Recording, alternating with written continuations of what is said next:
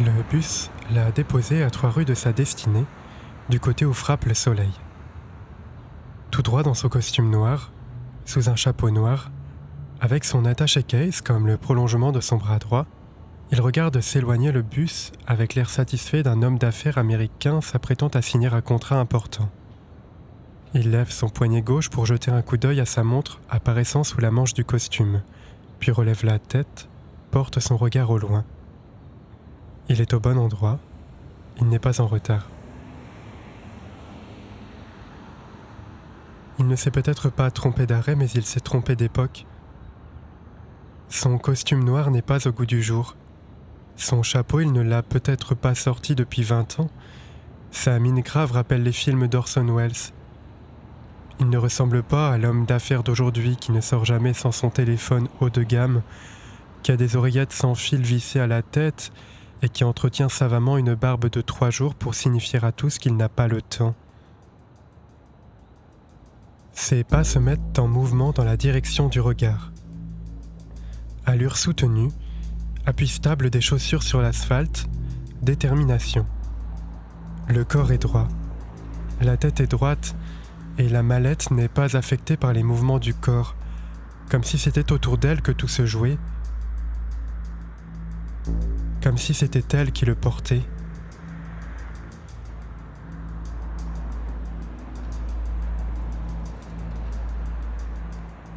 La chaleur, déjà, lui fait haïr sa veste trop épaisse. Il n'est pas question de l'enlever, même s'il n'est pas rassuré à l'idée d'arriver en sueur. Il veut faire bonne impression. Il a mis son plus beau chapeau, ciré méticuleusement ses chaussures, confié son costume au pressing. Impeccable. L'homme est impeccable. Son allure est vive et déterminée, son corps droit, son menton relevé, ses yeux portés vers l'horizon.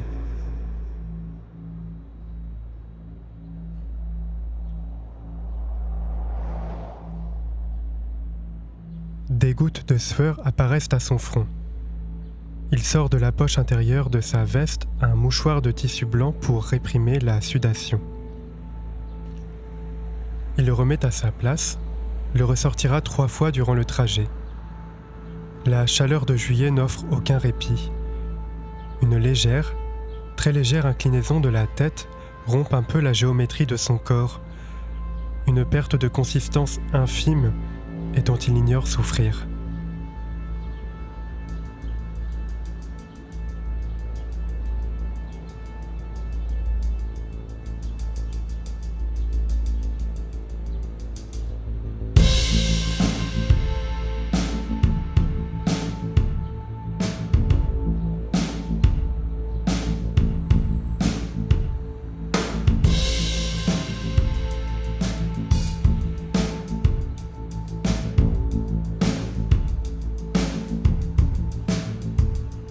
Rampant sur le trottoir, rasant les murs, son ombre se presse pour s'adapter à son allure qui décroît imperceptiblement.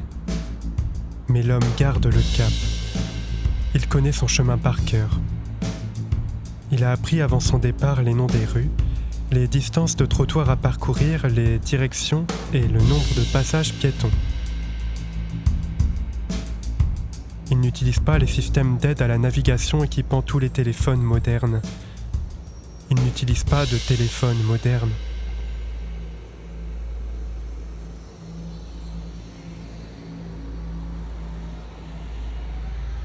Au passage piéton, le feu rouge lui donne l'occasion de rectifier sa tenue, épousseter des poussières invisibles, ajuster son chapeau, vérifier que ses lacets ne traînent pas, puis regarder l'heure encore une fois sur sa montre à quartz.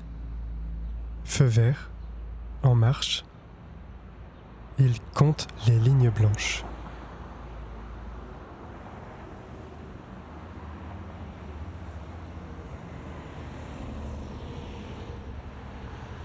Quelque chose a changé dans sa démarche. Maintenant, il boite.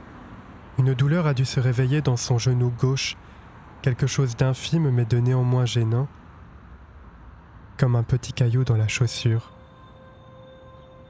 Mais comme pour se prouver à lui-même que cette douleur n'est rien, il presse le pas, L'effort qu'il s'impose le contraint à se pencher un peu en avant, tout en gardant la tête droite, le regard vers l'horizon.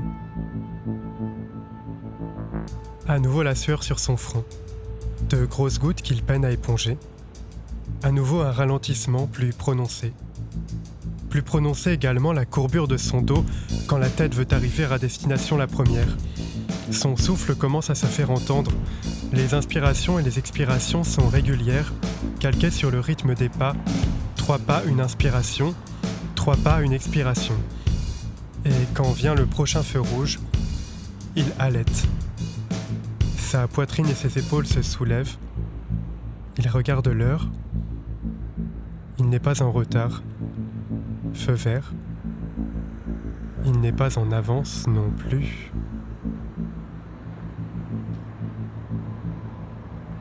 Il se remet en marche, presse le pas, boite toujours, maintient sa tête droite, le regard vers l'horizon, maintient son attaché case toujours à la même distance du sol, maintient le rythme de ses respirations, contient la sueur qui s'écoule de sa tête sous un soleil de juillet de plus en plus écrasant. Son corps se courbe un peu plus. Sa tête descend d'un étage, son souffle se fait court, perd son rythme. Il halète, mugit, et sa main gauche vient appuyer contre son flanc gauche pour réprimer une douleur.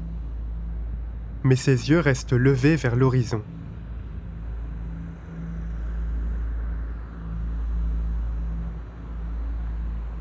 La sueur, encore. Il ôte un instant son chapeau pour s'en servir d'éventail. Apparaît son crâne dégarni qu'il recouvre aussitôt. Il presse le pas, et tandis qu'il presse le pas, le boitement se fait plus gênant, et son corps se courbe de plus en plus, si bien que ses yeux ne parviennent plus à atteindre l'horizon. Bientôt, la tête de l'homme se retrouve au niveau des épaules. Elle fait corps avec son corps. Dans son dos, une bosse, une affreuse bosse, apparaît. Elle prend de l'ampleur, l'homme perd de la hauteur. Il maintient encore son attaché case à la même distance du sol.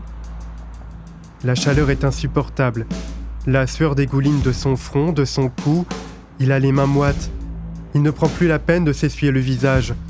Il perd tout contrôle de son souffle et son souffle devient un mugissement bovin.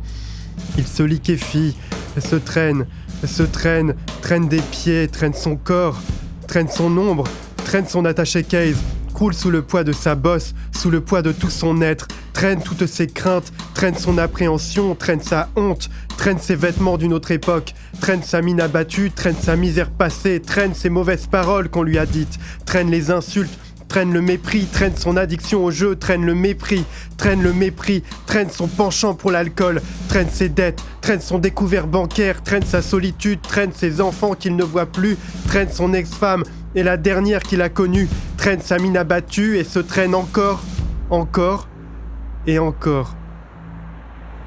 Jusqu'au bâtiment carré, à l'entrée duquel attend une file de gens plus ou moins bien vêtus, plus ou moins déterminés, plus ou moins dans la galère, ayant tous plus ou moins une petite pochette à rabat, un sac à dos ou une mallette. Devant ce bâtiment où on entre sur rendez-vous, avec ses portes surmontées d'un grand logo bleu et blanc, un bleu rassurant, un bleu comme une porte sur un avenir plus serein, où on n'a pas à trop s'inquiéter des fins de mois, où l'on mange des repas équilibrés 3 fois par jour, où on n'a pas peur du regard de l'autre, où on se sent intégré, utile, digne, et vers lequel on se traîne. L'homme regarde sa montre. Il n'est pas en retard. Alors il se redresse, s'éponge une dernière fois le visage, ajuste son chapeau, ajuste son costume et relève la tête vers le logo bleu-blanc en se disant « Ça va aller ».